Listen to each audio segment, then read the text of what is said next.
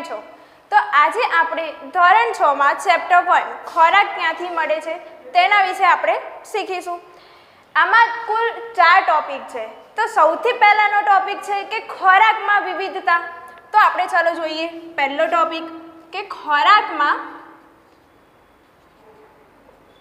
વિવિધતા. હવે ખોરાકમાં શું વિવિધતા હોય છે, બરાબર? તમે વિચારો કે તમે આજે સવારમાં નાસ્તો શું કર્યો? સવારમાં ચા હશે, પરોઠા ખાધા, કોઈએ ભાખરી ખાધી હશે. પછી બપોરે નાસ્તો તમે શું કર્યો કે દાળ ભાત ને શાક ને રોટલી, બરાબર? તો હવે તમે છે ને બહાર નીકળીને તમારા સામે પડોશીવાળા માસીને પૂછી જો કે માસી તમે શું ખાવાનું ખાધું હતું આજે? તે એવું કહેશે કે કંઈ પણ ખાધું હોય એમને, શાક રોટલી અથવા તો દાળ ભાત, છાશ, પાપડ, બરાબર? તો શું તમે અને તમારા જે સામેવાળા પડોશી છે એ બંને સરખું ખાવાનું ખાધું હશે? નહીં ને. જેવી રીતે કે આપણે સવારે જે નાસ્તો કરીએ છીએ એ જ બપોરે ખાઈએ છીએ અને એ જ રાત્રે ખાઈએ છીએ? ના, આપણે શું કરીએ છીએ? સવાર, સાંજ અને બપોર ત્રણેય ટાઈમ શું કરીએ છીએ? અલગ અલગ નાસ્તો કરીએ છીએ, અલગ અલગ ખોરાક કરીએ છીએ. એટલે એને શું કહેવાય કે ખોરાકમાં વિવિધતા. ખોરાક કોઈ એક જ પ્રકારનો ખોરાક હોતો નથી. એમાં શું થાય છે કે એમાં અલગ અલગ પ્રકારના ખોરાક હોય છે. તમે જે ખાધું હોય એ તમારા પડોશીએ ના ખાધું હોય, કે તમે આજે ચલો તમે બનાવ્યું કે ભીંડાનું શાક બનાવ્યું તમારા ઘરે અને સામેવાળાએ એવું બનાવ્યું કે માસી તમે શું બનાવ્યું છે? તો કે એમને ગવાનું શાક બનાવ્યું. તો બધા એક જ ટાઈમે એક સરખું ખાવાનું ખાતા નથી. એટલે કે ખોરાકમાં શું હોય છે કે અલગ અલગ પ્રકારની વિવિધતા હોય છે. હવે ખોરાકમાં વિવિધતા જોતા પહેલાં આપણે જોઈએ કે ખોરાક આપણને કેવી રીતે મળે છે, કોના દ્વારા મળે છે. તો ખોરાકના 2 સ્ત્રોતો છે. એ 2 સ્ત્રોત પ્રમાણે આપણને ખોરાક મળે છે. તો જોઈએ ચલો ખોરાકના સ્ત્રોત કયા સ્ત્રોત છે? તો ખોરાકના 2 પ્રકારના સ્ત્રોત છે. એક તો આપણને મળશે વનસ્પતિમાંથી અને બીજો ખોરાક મળશે આપણને પ્રાણીઓમાંથી. તો વનસ્પતિમાંથી આપણને કયો વનસ્પતિ એટલે કે તમને બધાને ખબર હોય કે વનસ્પતિ એટલે અનાજ, જે ખેડૂતો આપણા ખેતરમાં બધું વાવે છે, બરાબર? ઘઉં, અનાજ, કઠોળ. તો વનસ્પતિમાંથી આપણને શું મળશે? અનાજ, બીજું કઠોળ, બીજું લીલા શાકભાજી, બીજું વનસ્પતિમાંથી શું મળે? ફળ. અનાજમાં શું આવશે? અનાજમાં શું હોય? ઘઉં, જુવાર, બાજરી, ડાંગર. કઠોળમાં શું હોય છે? મગ, ચણા, વટાણા, બરાબર? લીલા શાકભાજીમાં કયા લીલા શાકભાજી? બહુ બધા લીલા શાકભાજી હોય છે, જેવી રીતે કે પાલક છે,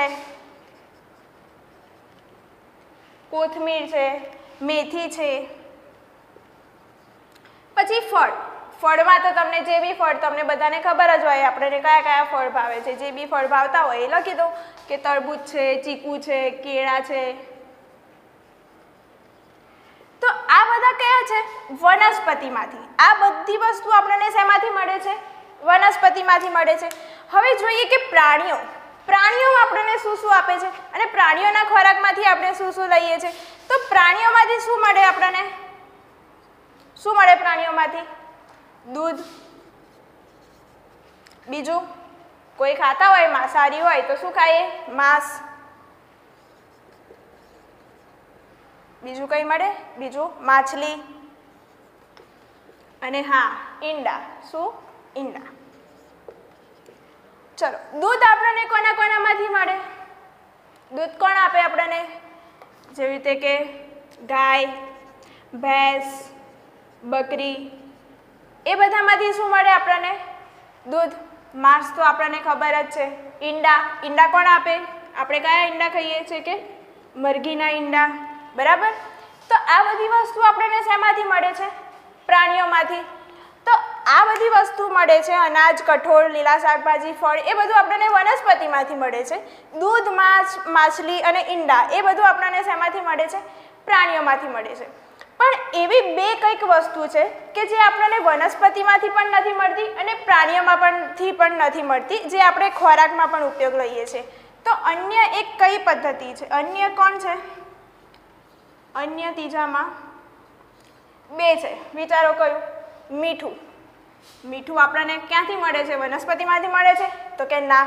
પ્રાણીઓમાંથી મળે છે? તો કે ના. તો મીઠું ક્યાંથી મળે છે આપણને? શેમાંથી મળે છે? દરિયામાંથી. ક્યાંથી મળે છે? દરિયામાંથી. અને બીજું કયું એક છે કે જેને આપણે ખાવાનું બનાવવામાં ઉપયોગ કરીએ છીએ? એ કોણ છે? પાણી. પાણી ક્યાંથી મળે છે? વનસ્પતિમાંથી મળે છે? ના. પ્રાણીઓમાંથી મળે છે? ના. પાણી આપણને ક્યાંથી મળે છે? કે આપણને વરસાદ સ્વરૂપે સમુદ્રમાં, તળાવમાં વરસાદ સ્વરૂપે ઉપરથી આવે છે, સમુદ્રમાં આવે છે, તળાવમાં આવે છે અને ત્યાં બધાથી મળે છે. તો ત્રણ પ્રકારના સ્ત્રોત છે. એક તો વનસ્પતિ છે, એક પ્રાણી છે અને ત્રીજું અપવાદ. અપવાદ એટલે કે શું? કે જે બેમાંથી ક્યાંય પણ નથી મળતા. એ શું છે? અન્ય છે. વનસ્પતિમાંથી મળે આપણને અનાજ, કઠોળ, લીલા શાકભાજી, ફળ, બરાબર. પ્રાણીઓમાંથી દૂધ, માંસ, માછલી અને ઈંડા. ચલો હવે આપણે પેલું સ્ત્રોત તો જોઈ દીધા, વનસ્પતિ, પ્રાણીઓ અને અન્ય, બરાબર. હવે જોઈએ કે ખોરાકમાં વિવિધતા. તો આપણા દેશમાં ખોરાકમાં બહુ બધી વિવિધતા જોવા મળે છે. વિવિધતા જોવા મળે છે એટલે કે કેવી રીતે? હવે આપણે બધાને ખબર છે કે આપણે જેમ જેમ અલગ અલગ રાજ્યોમાં જઈએ એમ બધાનું શું હોય છે કે વાનગી, જે ખોરાક હોય એ બધો કેવો હોય છે? જુદો જુદો હોય છે. કેવી રીતે? તો આપણા ગુજરાતની કઈ વાનગી ફેમસ છે? સૌથી વધારે ફેમસ વાનગી કઈ છે ગુજરાતમાં? બહુ બધી છે કે મેડમ, એમ તો ગુજરાતમાં તમને જે યાદ આવે, તમને જે ભાવતું હોય. ગુજરાતમાં સૌથી વધારે આપણું ફેવરેટ અને સૌથી વધારે ફેમસ હોય એવું ઊંધિયું. શું હોય છે? ઊંધિયું. પછી જલેબી ફાફડા, એ તો હોય છે, ઊંધિયા જોડે જલેબી ફાફડા હોય છે. એના પછી બીજું શું હોય છે? રાયપુરના ભજીયા. શું હોય છે? ભજીયા. એમ તો કે બહુ બધું છે મેડમ. ગુજરાતમાં તો ખાલી ગુજરાત તો ખાવા માટે જ વખણાય છે કે ગુજરાતમાં તો લોકો ખાવા માટે જ જીવે છે. ચલો આ વાત થઈ આપણી ગુજરાતની. તો ગુજરાત પછી બીજું કયું રાજ્ય છે કે તમને યાદ આવે? તમે કોઈ બીજા નવા રાજ્યમાં ફરવા ગયા હોય તમારા મમ્મી પપ્પા જોડે અને તમે એ વાનગી ખાધી હોય જે ફેમસ હોય, જેવી રીતે કે રાજસ્થાન. રાજસ્થાનની ફેમસ વાનગી, રાજસ્થાનનું નામ આવે એટલે આપણને એક જ વાનગી યાદ આવે. કઈ? દાલ બાટી. રાજસ્થાનની ફેમસ કઈ છે? દાલ બાટી. મહારાષ્ટ્રની ફેમસ વાનગી કઈ છે? પૂરણપોળી. કઈ? પૂરણપોળી.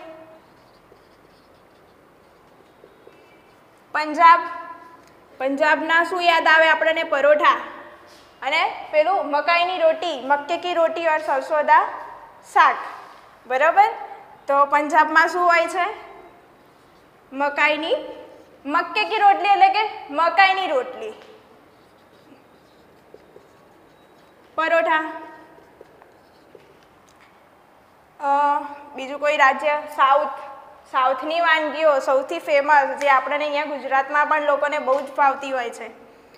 સાઉથમાં શું હોય છે? ચોખાની બનેલી વાનગીઓ એટલે કે કઈ?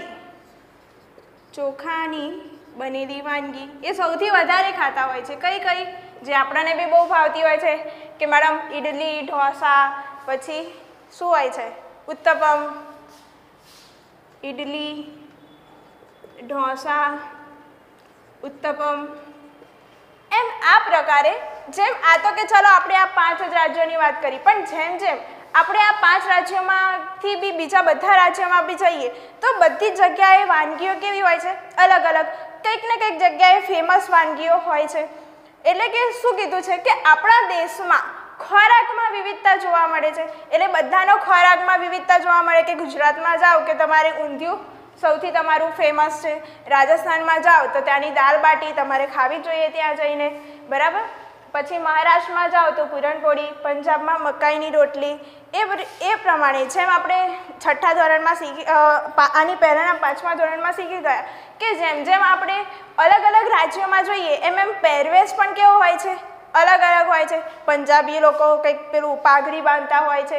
જેમ કપડામાં પહેરવેશમાં બધામાં અલગ અલગ વિવિધતા જોવા મળે છે એમ આપણા ખોરાકમાં પણ શું જોવા મળે છે, વિવિધતા જોવા મળે છે. ચલો આની પહેલાં આપણે જોયું કે ખોરાકમાં વિવિધતા એટલે કે અલગ અલગ રાજ્યોમાં આપણને શું જોવા મળે છે, અલગ અલગ વસ્તુઓ અને અલગ અલગ ખાવાની અને વાનગીઓ જોવા મળે છે.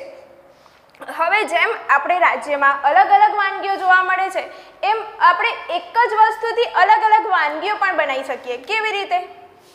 કોઈ એક જ ઘટક હોય એમાંથી આપણે અલગ અલગ વાનગીઓ બનાવી શકીએ. જેવી કે તમે વિચારી લો કે તમારી જોડે ઘઉંનો લોટ છે, ઘઉંનો લોટ, તો આમાંથી કેટલી વાનગી બની શકે તમે વિચારો. તો સૌથી પહેલાં રોટલી, ઘઉંના લોટમાંથી રોટલી બને છે. પછી કહે છે કે ભાખરી, એ પણ ઘઉંના લોટમાંથી જ બને છે.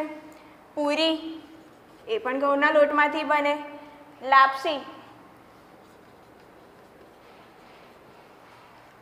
અને બાટી, જે આપણે બાટી બનાવીએ દાલ બાટી માટેની રાજસ્થાનની જે ફેમસ હોય છે એ.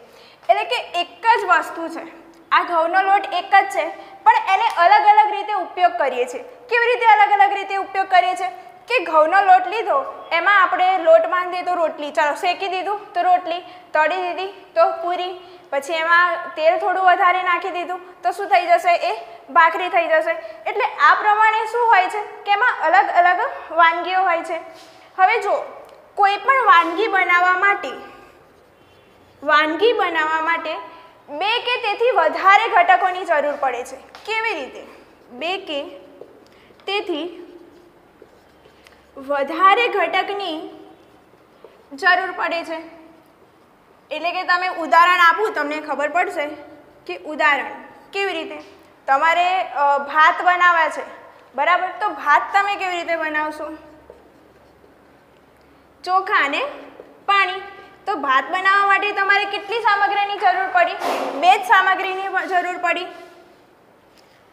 હવે એના પછી તમારે જો શાકભાજી બનાવવું હોય, શાકભાજી બનાવવા માટે શું કરશું? એક તો પહેલાં શાક જોઈશે, પછી તેલ જોઈશે, મરી મસાલા જોઈશે અને એ પ્રમાણે, એટલે એમાં કેટલી થઈ? 2 થી વધારે વાનગી થઈ. તેલ, શાક, મસાલા, બરાબર. આ બધું શેના માટે જોઈશે? શાકભાજી બનાવવા માટે જોઈશે. તમારે લોટ બાંધવો હોય તો લોટ બનાવવા માટે, તમારે રોટલી બનાવવા માટે, લોટ એટલે કે રોટલી બનાવવા માટે તમારે શું વસ્તુ જોઈશે? એક તો લોટ જોઈશે, પાણી જોઈશે, તેલ જોઈશે અને મીઠું જોઈશે. એટલે કે આમાં કેટલી સામગ્રી વપરાય? 4 સામગ્રી વપરાય. આવી રીતે વાનગી બનાવવા માટે 2 કે તેથી વધારે વસ્તુઓની જરૂર પડે છે. હવે આમાં કેટલીક વાનગી એવી હોય, એટલે કે કેટલાક શાકભાજી એવા હોય કે જે આપણે કાચા ખાઈ શકીએ. તો કાચા શાકભાજી કયા કયા છે? કાચા શાકભાજી કયા એવા શાકભાજી છે કે જે તમે કાચા ખાઈ શકો છો? કોબી ખાઈ શકાય કાચી. પછી બીજું કંઈ યાદ છે તમને? કોબી સિવાય છે કાકડી છે, ટામેટા, બરાબર. આ બધા શું છે? કાચા શાકભાજી છે.